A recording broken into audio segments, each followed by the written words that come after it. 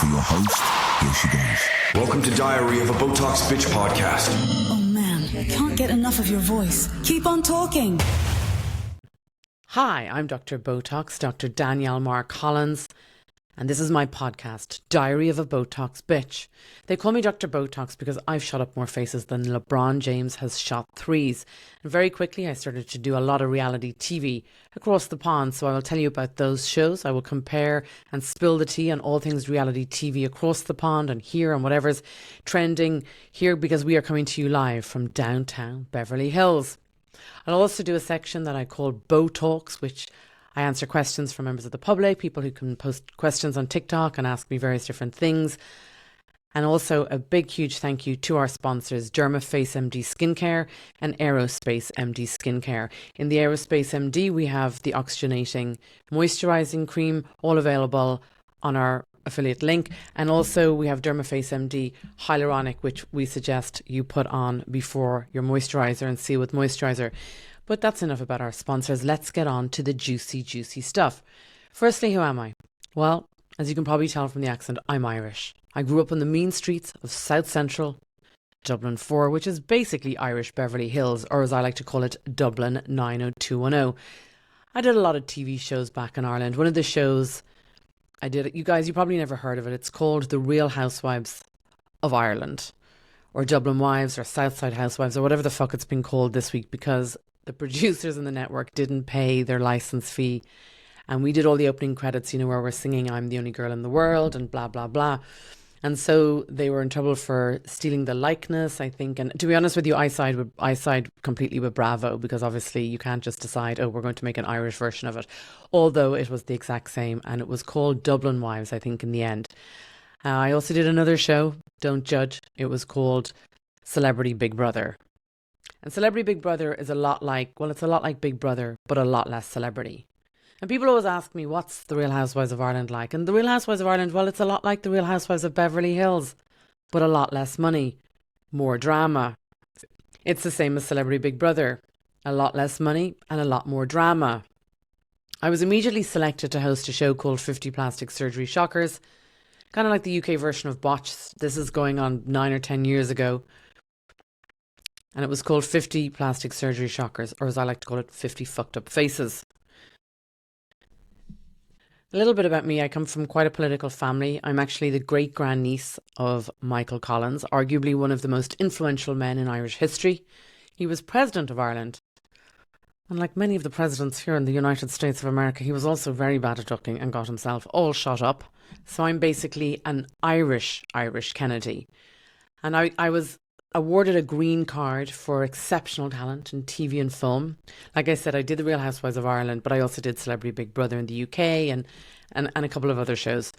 Also did a couple of sitcoms. Well, 2 sitcoms. Well, 1.5 sitcoms. Full disclosure, pilots that didn't actually make it to series, but sure, you know yourself. And I'm here in LA and I do a lot of stand-up comedy, actually. So this weekend I opened the show at Ice House in Pasadena, and then last week I was at the Comedy Store in La Jolla. This next week I'm doing the store up in Sunset, which is a huge honor. I've done the store before, but it's just like, it's magic. And also another couple of shows coming up. So I do work very hard during the day on skincare, and I'm in the office and formulating the different skincares and working on that. But then most evenings I'm out doing stand-up comedy, be it working on new material or performing in different shows. So it all kind of comes in together. So you're probably going like, what's a reality TV star doing, you know, in Los Angeles from Ireland? Well, I've always loved everything West Coast, lowriders, hip hop and shameless self-promotion. So I'm here. So the podcast is kind of the third arm of the triangle, which is obviously stand-up comedy, reality TV, skincare, and then I still have a Botox clinic back in Europe. But again, apologies. The wait times, I think, for new patients is probably 36 months, maybe 40 months. I don't know. I like to ensure that I'm not doing too much work on the clinical floor. I've been doing it, 12 years.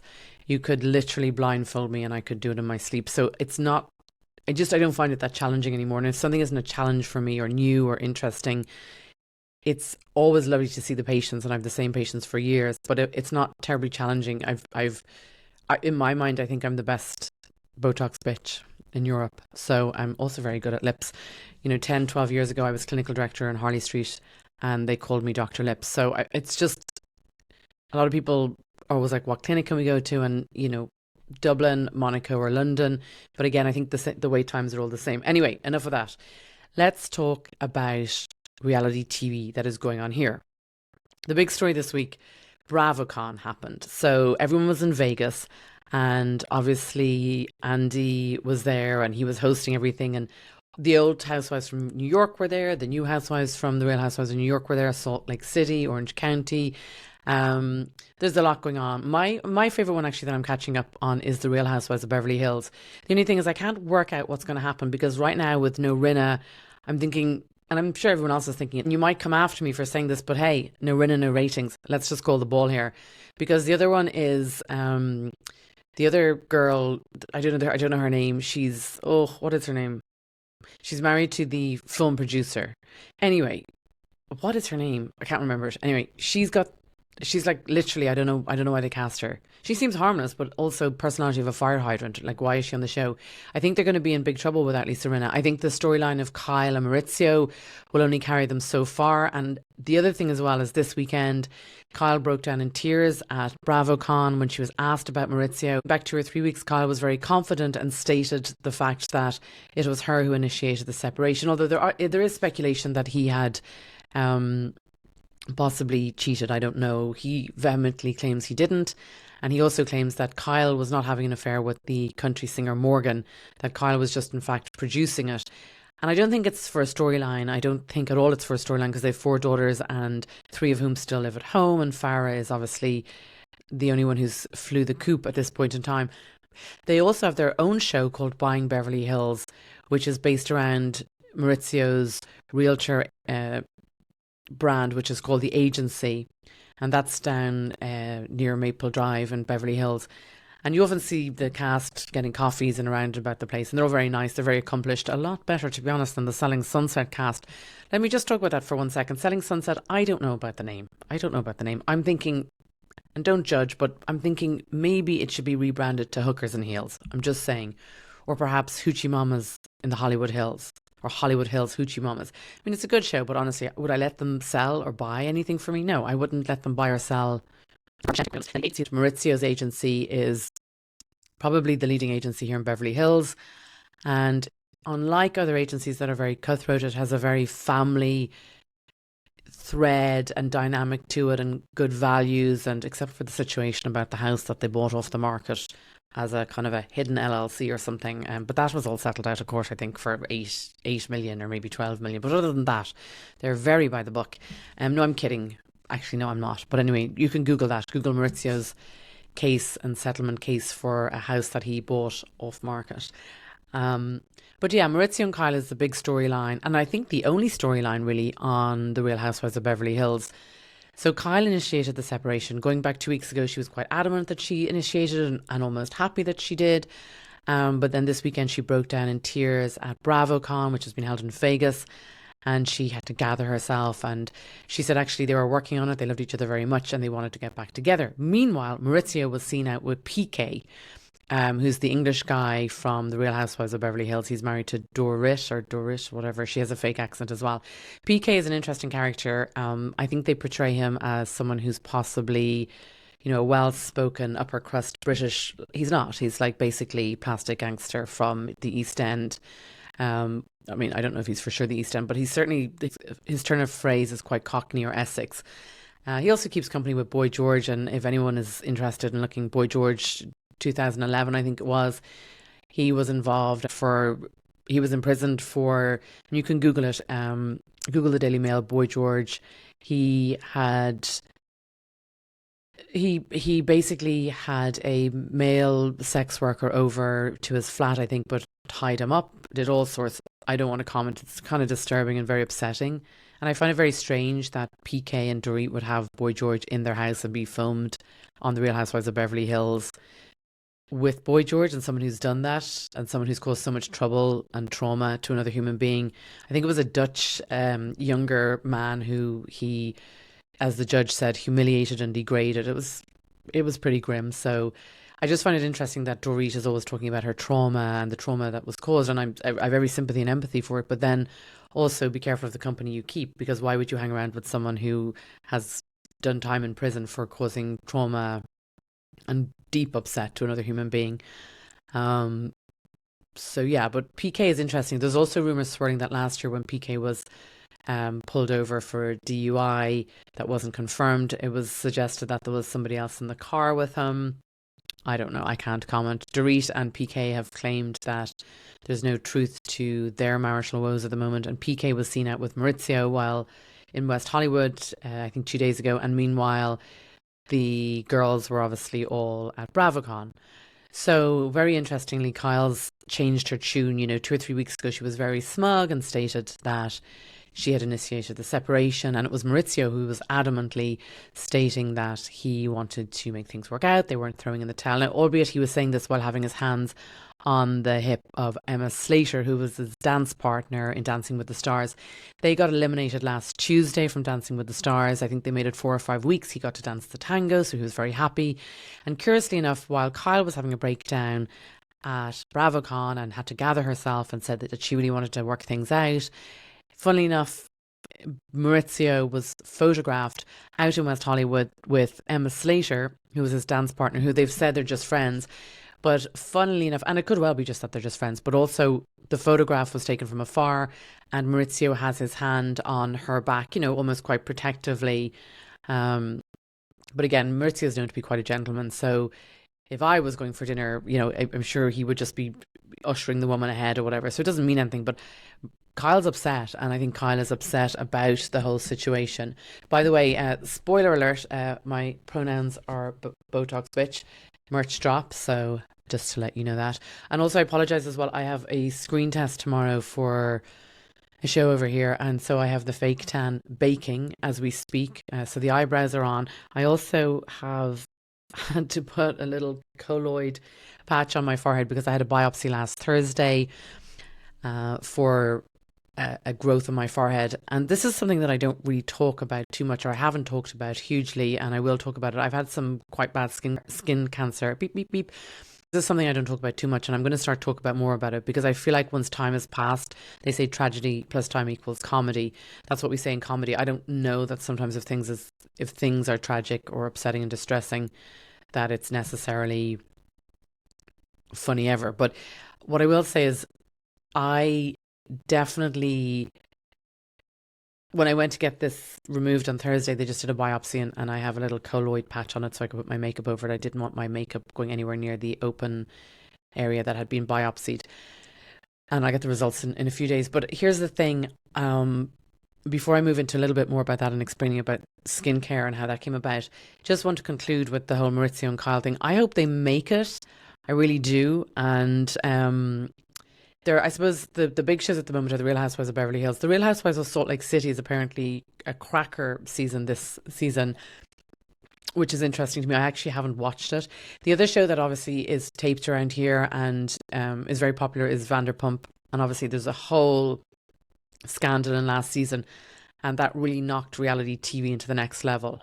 And again, there's a whole reality TV reckoning going on at the moment, which Bethany Frankel is actually trying to get a union together, which is kind of true because I feel like, well, in many ways, when I did the Real Housewives of Ireland, my clinic got super, super busy. We were up 42%.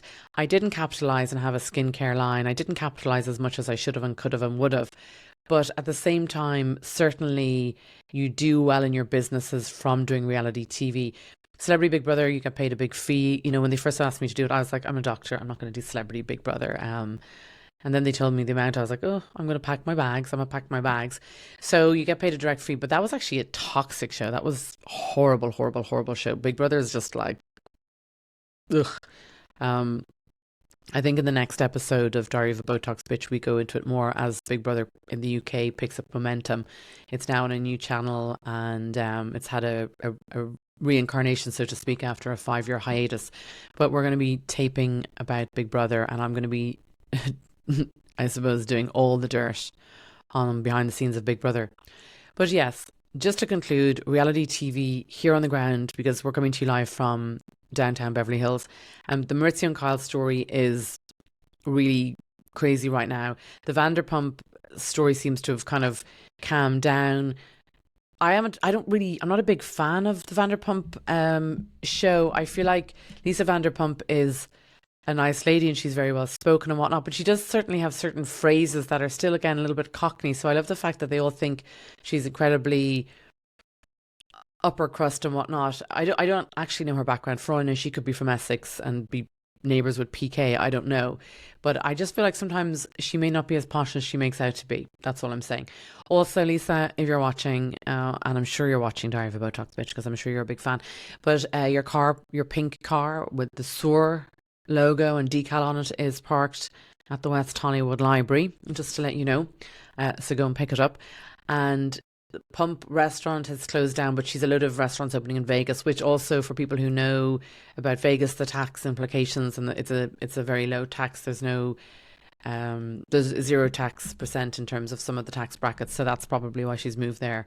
And also she's pivoted as well. Her old restaurant in Beverly Hills that was on the corner, can't remember what that was called. If anyone knows what it was called, put it in the comments.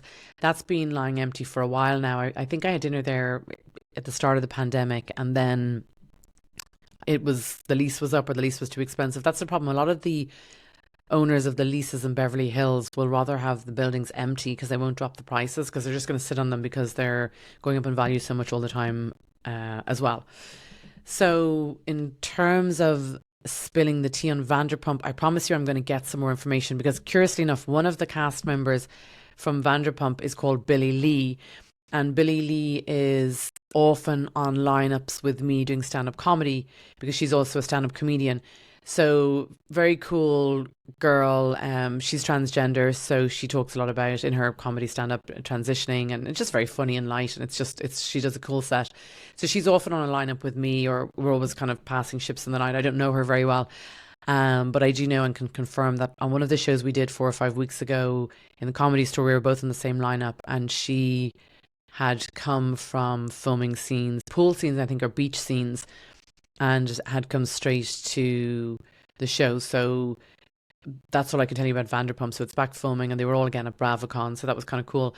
Also, the new cast of The Real Housewives of New York were at BravoCon, but also the old cast were there, Llewellyn and Countess Llewellyn and the usual suspects. So it's kind of interesting, the Bravo family. But Bethany Frankel wasn't there from what I understand. And again, she's going through the reality TV reckoning, where she's trying to come up with 10 different, because it's true over here. See, here's the thing. In Ireland, if you do a sitcom or anything like that, you don't get residuals. You normally get a buyout, and the money is terrible. But here, if you do a sitcom, you'll get residuals for the rest of your life. So if you get into 3 seasons of a show, you probably don't need to work again. If you get into 4 seasons, 5 seasons, you never need to work again. The residuals are so crazy. In fact, earlier on today, and I put it up on my TikTok, I was leaving a coffee shop in Beverly Hills, and who walks by me but John Hamm. He then gets in his car, and he had some super duper cool Mercedes zooped up, and again, the residuals and the money from acting, be it in drama or sitcoms, are huge. Whereas reality TV, you might have your woman of fame, and unless you have, I've been very lucky. I had my clinic all along, and I sold a lot of the clinics off, and I've been blessed from that point of view. But some people, they do their reality TV and it goes away, and everything goes away. And we've seen it particularly with Love Island in the UK, where I think 3 of the cast members have sadly passed away, due to mental health issues and mental health disease. And indeed also Caroline Flack, the host of that show, because I guess there's no backup plan. So I think I remember my agent in London saying, unless you've got stuff to sell, like, why would you do reality TV?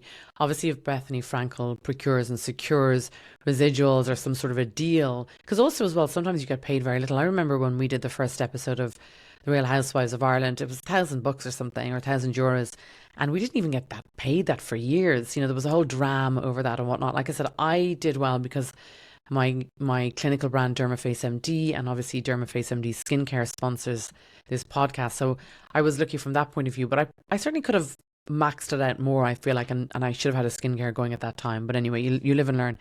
But yeah, Bethany Frankel was not at BravoCon this time round. They were all at Vegas, and I mean, there was all sorts of shenanigans. People were coming down the escalators. They actually had them all come down escalators, and then they would sit down. You know, they would have the four cast members from The Real Housewives of Beverly Hills coming down the escalators almost side by side. It was kind of cool until some girl got her Christian Louboutin shoes caught in the escalator. Of course, there was drama with that, but sure, it is what it is.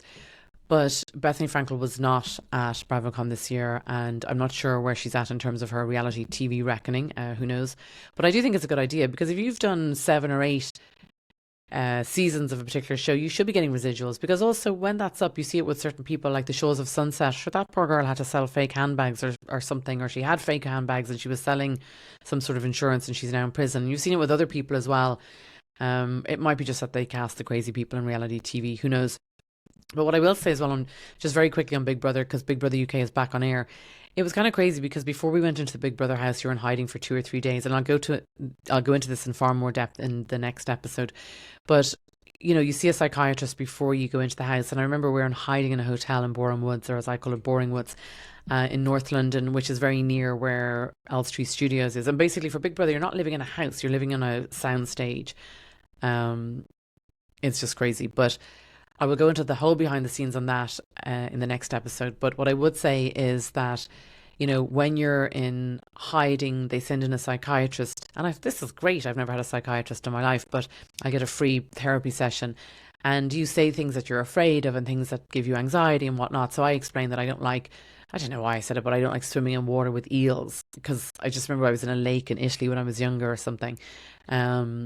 So something like that anyway. And of course, the first task, they put me in a bath full of eels. So it's really fucked up. The reality TV producers, if you ever want to watch a show, it's called Unreal, and it's actually a scripted sitcom. It's a scripted half hour, single cam, and it is written by the old producer of The Bachelorette. So I remember watching that and being like, oh my God, shut up, and screaming at the TV, because it was almost like, oh, that's the blueprint of these producers.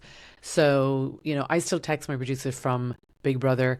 So hi Roz, I can't say too much because I do really like her. But it was a toxic experience. It just wasn't pleasant. It was just weird. And they create any stories. Like I remember they were creating a story. There was a girl from Coronation Street, a soap opera, kind of short, dumpy lady. She was fine, and actually in the house I got on great with her. We used to have a great laugh. And then when I came out, the press had curated stories as if like I was super trying to be her best friend and stuff. And like, if anyone knows me, I'm very much the person who has a lot of people around, a lot of acquaintance, but very few people get close. And I always say as well, eagles fly alone. Like anyway, again, merch drop. My pronouns are Botox Bitch, $65, available shipping worldwide, free shipping over $40. And if you want to buy some skincare, it's all available on the same website, www.dermafacemd.com or www.diaryofabotoxbitch.com or aerospacemd.com. But here was the thing, when I watched Unreal, which is written by the producer of The Bachelor, it was such an eye-opener. And again, thinking back on things now, I was so naive when I signed up, because I did The Real Housewives of Ireland, I did Big Brother UK, I obviously did quite a lot of hosting on the earlier episodes of 50 Plastic Surgery Shockers. And just looking back now, I was naive for sure. You know, I mean, you get up to speed pretty quickly, but also my asks and what I would do nowadays, if I was to consider an opportunity, I would be much more like, you know what, this is what I want. If I don't get it, I don't care. And that might be also as well because I'm further along in my own career. It could well be that, I don't know. But thinking back, Big Brother, I also had my first basal cell carcinoma. No, actually, it was a squamous cell carcinoma in situ, was removed. And I went into hiding for the 3 days beforehand in that awful hotel. It was like a 3-star hotel. It was disgusting. I went into hiding and actually bought a surgical kit to remove my own sutures. And funnily enough, Saturday night, I was going on stage at the Ice House in Pasadena. I was opening a show there. And I actually had to take out a suture. And it was just weird that it all kind of came back. I was like, I was very triggered by it. Luckily, it's super chill. The comics are all chill, and we had a big green room, and then there was a smaller green room to the back, and I just went in there and did it myself, and I arrived early, so I had privacy, and I just took it easy, and it was just a lovely evening, so it was fine, it was chill. But I also was like, ugh, I'm taking out my sutures again, like this is the story of my life,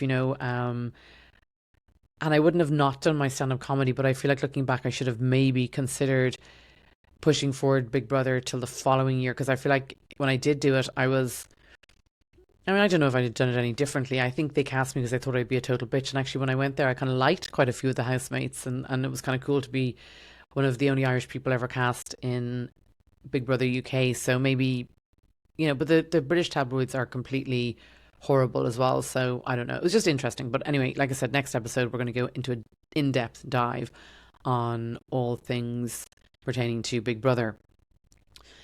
So that is the portion of the show pertaining to all things reality TV and spilling the tea on all things reality TV, both my shows and also shows filmed here in Beverly Hills, live in the ground, because we're coming to you with Diary of a Botox Bitch podcast, live from downtown Beverly Hills. So we'll now move into the segment of the show which I like to call Botox, and that is where I discuss all things Botox.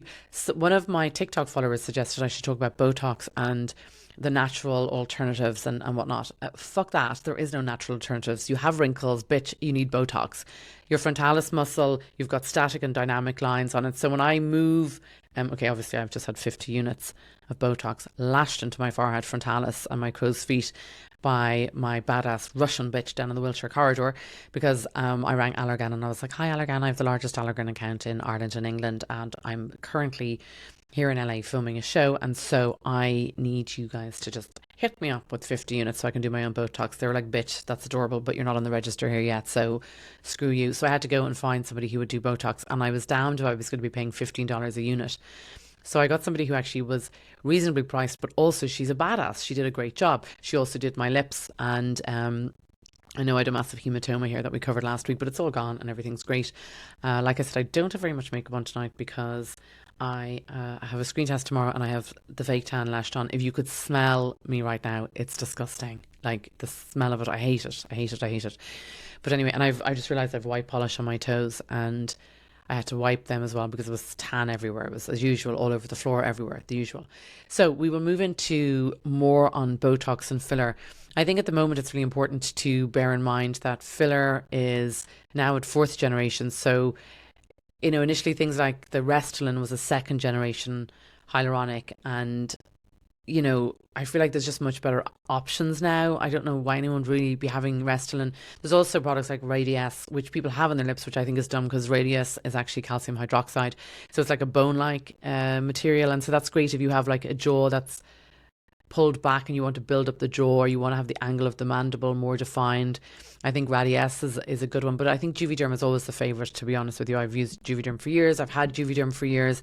And it's very pliable and it's very safe. So just also be very careful as well. I was discussing this earlier on with another Botox doctor here in LA. The fact that people here in LA are decanting the filler into BD needles. BD needles are the small Botox needles. So they're very, very thin, and it means it's not sore. And again, for filler, it's not that you want to be using a large gauge needle, but you also, it comes in a sterile pack. You don't want to be people, if someone's going to decant it and put it into a small Botox BD needle, you want to make sure they do it in front of you and you know for sure that it's coming out of a Juvederm syringe. Plus the Juvederm syringe is all cross infection, it's sterile, and I just feel like why take it out of the pack? That's just me personally. I think some people are kind of messy injectors, so I think from that point of view, it's possible that, a smaller needle is obviously less painful, less risk of bruising, and I get that for sure. But also, if you go somewhere and they bring out the Botox in a tray and they're not actually drawing up the Botox, you want to ask to see the bottle, because you don't know if it's Xeomin, which is spelled Xeomin, or Dysport, which again is a very good grade of or you don't know if it's Dysport, and Dysport is great as well, but Dysport gives me a headache. I don't know. Anyway, whatever. Xeomin is great if you're traveling. That's what I should have done. I should have put a couple of vials of Xeomin in my suitcase when I was coming back last. That's what I'm actually going to do next time, because I'm not doing this whole paying $10 a unit again. And also I want to do my own Botox. I hate when people do it. This is the first time ever I've had someone do my Botox where I actually liked it. But when I went back for the top up, I was like, look, I need a half unit here, a half unit, a quarter unit there, so she was like, what do you want done? And she was very nice actually, because she did my lips at the same time and didn't charge me for the Botox top ups, because I said to her, I owe you this much, but how many units of Botox to add on? And she was very nice. I've never got anything free in Los Angeles. They barely give you a cup of ice here. Everything is charge them up. Money, money, money, money, money, money, money. So that was interesting to have it done here and actually be happy with it. But again, you have to be very careful if you're getting Botox done. Say you want to see what it's drawn out of, because all these people are watering it down, and they're also using, they're not using bad products, but you want to make sure if you're paying for Botox units, you want Botox units made by Allergan. You don't want Dysport or Xeomin or any of these other newer versions. I do think the newer versions, the fourth generation of the hyaluronic fillers, are better than the old ones. Like I said, Restylane is to me outdated. Radiesse is a great product if you want something that's made of calcium hydroxide, if you want something that's going to stick to bone or build bone. Some people have chins they're called retinogenic, they're sitting back, and yes, I am dual qualified as a dentist, so I can talk about jaws, thanks very much. And so if you want to build that out, then it's worth doing something like calcium hydroxide Radiesse, but and it'll attach to bone and almost be like Gore-Tex in a way and build it out. But you don't want to be having Radiesse in your lips. You want a nice pliable Juvederm Ultra in your lips, and I find there's another newer brand as well, which also has less migration. But Juvederm, for the most part, is a pretty solid hyaluronic injectable filler, personally. But yes, someone asked me to give natural alternatives. Bitch, there is no natural alternatives. If you've got wrinkles, you need Botox. Like, there's none of what I will say is I do have a product in my Dermaface MD range. It's called Triple Peptide Eye Cream, and certainly in between Botox treatments, I've put that along here, and it'll make the Botox last longer, and it'll probably keep you going a little bit in between treatments. But the reality is that there's no like, oh, what are you going to do? Like tea bags in your eyes, or like, all these people are like, I'm not getting Botox. That's fine. Don't get Botox then. But also don't be like, I want the natural Botox. There fucking isn't one, okay? Get to your Botox, bitch, and get your Botox. It's like here when you move, you've got static lines and dynamic lines. So static lines are lines that are present when you're at rest. So if I'm just at rest, I don't have too many lines because I've had so much Botox recently, but static lines are lines that are present when you're resting. So sometimes people have crow's feet when they're relaxed and they have big nasolabial lines here. They're static lines.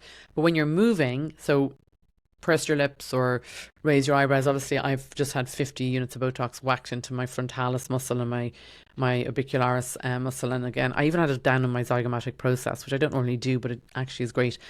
And so I don't have too much movement, but dynamic lines are formed when you're moving. So sometimes if you raise your eyebrows up when you're getting Botox, you'll see all the wrinkles, and that's where they'll inject into the muscle.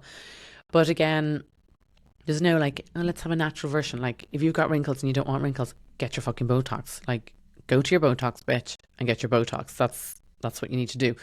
So in terms of skincare, I always just very quickly, if you're getting hyaluronic injected, obviously it's delivered via needles. So hyaluronic will attract 1,000 times its weight in water, which is great. And when it's injected, it will be deliverable to the dermis and the epidermis, so it'll plump it up. Not everybody wants to have hyaluronic injected in their lips. It can be quite sore. I actually didn't find it painful the last time, but we put on a load of numbing cream beforehand, and it worked really, really well. She had strong stuff from Russia. I told her she's a badass Russian Botox bitch, my lady.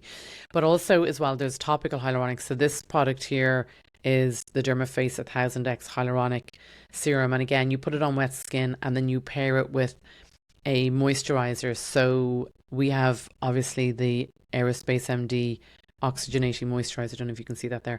And again, the links are all in the TikTok shop. The links are all in the Dermaface MD website and the Aerospace MD website and the diaryofaBitch.com website. In fact, go to the website because there's better discounts, I feel, personally. And then the other thing as well is just to let you know, there's a special limited edition medical grade blue hyaluronic as well. They're the same formulation, basically advanced 1000X hyaluronic serum, because it attracts 1,000 times its weight in water. So that is my top tips. Like I said, in the next episode, we're going to go into more depth about hyaluronic and topical hyaluronic and the difference between injectables and topicals. And also we're going to talk more in depth. In fact, I'm just going to spill all the tea on everything Big Brother, because I just think it's a really bad show and it shouldn't have come back, to be quite honest with you. So anyway, I'm typically finish off the podcast with a little reading of just a couple of paragraphs from my book, Diary of a Botox Bitch, which is basically all the behind the scenes of me going to Botox conferences, and also things like what happened really at certain points in the TV show. I also try and give some discounts. So I'll give the discounts for today. If you use code Dr Botox 20, you'll get 20% off all the Dermaface MD products. And then if you use code, oh, this is a good one. If you use code Botox Bitch, you get 25% off all the skincare. Also, just to let you know, La Dollar Skin is going to be dropping, I think, in about 10 days. And that is almost like my love letter to Los Angeles. The colours are the sky's colour at sunset. The names are more urban. It's a very medical grade still. It's made in the same labs, but it's got a lower entry point and a lower price point. So we'll just wait. I'm not gonna spoiler alert on that. So basically, I just want to go back and read a little bit more. We're in chapter 2 of Diary of a Botox Bitch, my book. It's autobiography and giving all the behind the scenes. Beep beep beep. So this chapter is called Non-Alcoholic Bucks Fizz. And it starts with me saying, so the conference was to start in earnest at 9 a.m. on the Friday morning. If I'm entirely honest, I may have missed the start as I was en route from a French town 4 hours away from Monaco after a fairly chilled out catch up with one of my friends. I also got done for speedy on the way there. In fact, I was so chilled that I was on my way back and I stopped in to get a coffee, and I was casually reversing and managed to accidentally reverse the Renault Megane rental car into a parked caravan at circa 0900 hours instead of being in situ at the conference in Monte Carlo. This unfortunate incident occurred at a service station just outside the French town I had been staying in, and I had just purchased the most delicious coffee of my entire life. I can actually remember it was a noisette, so it was a coffee with nut. It was so funny. It was just from some dispensary machine, which I would normally never even get anything from. You know, when you're in a hospital and there's been a drama and you end up with like hot chocolate at 3 a.m, like it's disgusting. It was the same type of machine, but of course the French are so chic that even the coffee from the machine was fucking delicious. And I remember it was a noisette, and I had been in Cannes the day before down Le Croisette, which is where my friend has a big Botox practice. And then it was just so funny. I just was like, oh, noisette rhymes with croisette. And I just was like, ugh, I'll just get a coffee because I need to wake up. And actually it was the most delicious coffee of my life. So I said I had just purchased the most delicious coffee of my entire life, and armed with the knowledge that I have to skip that bit because I don't want to say it. You have to buy the book for that bit. And once the caffeine kicked in, I wasn't particularly perturbed by the little bang I experienced on impact of the Renault Megane reversing into the caravan. Unfortunately, I cannot say the same for the owner of the caravan. I was relieved to notice in the rearview mirror that the clatter wasn't my bumper falling off the rental car, because that would be a nightmare. It would have cost me loads of money. But it was rather just the bikes falling off the back of the caravan. And frankly, I was having such a good morning, I wasn't prepared to let anyone, not even Mr. Caravan owner, put the kibosh on my most excellent mood. So I decided I would continue without a detour or deviation and exit the service station without stopping. I mean, it didn't do much damage. A couple of bikes fell off. And also I'd already had the run in the night before with the gendarmes. So I was over it, you know. And it was the same stretch of road. And the last thing I needed was to meet the same Pierre, gendarme police officer, being like, oh, this one is causing just general trouble. So so I decided to continue without detour or deviation and exit the service station without stopping. This I did as Mr. Caravan owner ran after me. Oh, I forgot about this. He ran after me on the hard shoulder of the A8, waving his arms. The French are so dramatic, to be honest with you. The journey back was rather tedious. Scottish accent. I can't understand Scottish accents. I'm sorry, Scotland. You're very nice people, but I don't have an iota of what you're saying. And it tires my brain as well to listen to a Scottish accent. And the sat-nav was still doing my head in and delivering out-of-date directions and still in a Scottish accent. But I was looking forward to catching up with all my colleagues. If the truth be known, one of my favourite Botox doctors was in New York. Oh, this makes me sad. I forgot about this. Was in New York. A celebrity Botox doctor who we all thought was a total legend because he apparently injected 250 vials of Botox per month, which is a huge fucking Botox account. His hair was GHD'd to within an inch of his life. And I doubt either his hair or his face had moved for the best part of 30 years. Technically, he wasn't exactly a colleague because he had trained in the US, but he did know me and my two best pals, Dr. Ben and Dr. Isabel. We call her Isabel Gobby. He knew us because we had caused a bit of a scene at the start of his penultimate lecture. That means the second last lecture. The previous year at the conference, which was the subject of how to undroop a droopy eye. So really, we felt like we were his colleagues, as we were known to him, albeit much in the same way a criminal is known to the police. I think Ben had to leave the actual lecture because I can't remember, there was some drama. Oh, I remember what happened. So yes, I remember exactly what's happened. But you know what, I'm going to stop there because also, as well as that, it's given me a little bit of skip of my heart because I actually forgot because I haven't read my draft in a while. But the doctor in question was the biggest Botox injector out of New York, and he since is no longer with us. He passed away. Much like in the same way that the people from the English version of Love Island passed away, he unalived himself also. Right, well, this is a bit depressing now, isn't it? Reality TV stars unaliving themselves, and then the top Botox in New York also, which was very sad. I remember at the time, like I literally was choked up because I was got on very, very well with him, and he's such a rock star. So yeah, here we are in Diary of a Botox Bitch, and it's all a bit dark now, so I don't know how we're going to spin this around. What I would say is that, you know, I guess in conclusion, I suppose I'm in America. I finally have my green card. I had an O-1B visa, but I have my green card, so actually I'm basically a reality TV gun for hire, but like not the IRA. And so, yeah, I think we're going to finish there, because I actually want to take a minute I kind of forgot about his passing, so that's kind of sad. But I will pick up at that exact spot in the next episode of Diary of a Botox Bitch. So that's it, you guys, for this episode 3, Diary of a Botox Bitch. You can also watch it on YouTube and watch it on Spotify for podcasts, or podcasts for Spotify, whatever it's called. It used to be called Anchor. And you can watch the video and like and share. And also, as always, there will be secret codes to buy product, to buy skincare product, and to buy merch. And again, my pronouns are Botox Bitch. I often wear this on stage, actually, when I'm doing stand-up comedy. A lot of my stand-up comedy is about just throwing shade at the reality TV in general and all the shenanigans, and my supporting cast for my show. Sorry, my bad, my co-stars. So that is it for this episode. Okay, lots of love, Botox bitches. And yeah, there's no natural version of Botox. Just get your Botox. Go to your Botox bitch and get your Botox. Okay, thanks. Good night. I know it's exactly what you've been waiting for, so let's do this. Welcome to the segment we call Bo Talks. Let's talk all things Botox, filler, and skincare.